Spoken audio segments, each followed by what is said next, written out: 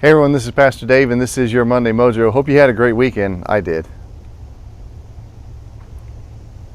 So today is a birthday.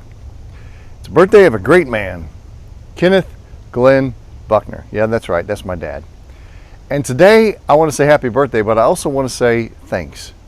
Because in some personal work that I've been doing lately, I've begun to see that a lot of what I would consider my better characteristics and qualities were learned from him.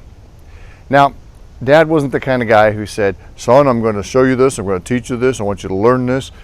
He just lived his life in front of the four of us. And in the process, I believe we all picked it up. We learned about work ethic. In one of my former Mojos, I talked about how he taught me about you do the job, you show up, you do it, and you get it done. But I also learned from my dad that try things. If you want to try them, try them. If you think you love it, go after it. And don't be afraid. For instance, when my dad was a kid, he was on crutches for I think a couple of years because he had a collapsed ball joint. So consequently, he never became athletic kid. So he never got into those kinds of things. But when my brother Dan and I were growing up, my dad said, you know what? They're playing basketball. I'm going to coach their team. Now, my dad had never played basketball except for with us in the court, right? And he never coached basketball, but he was going to coach our team. And so he did.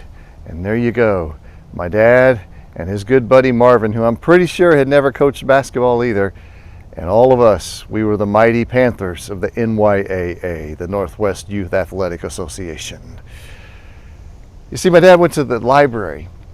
There wasn't a thing called the internet, and he got books and he learned and he studied and he tried different things. For instance, we had one kid on the team who consistently double dribbled, and so Dad brought in a sling, put his arm in a sling, and the kid had to practice with his arm in a sling the whole time.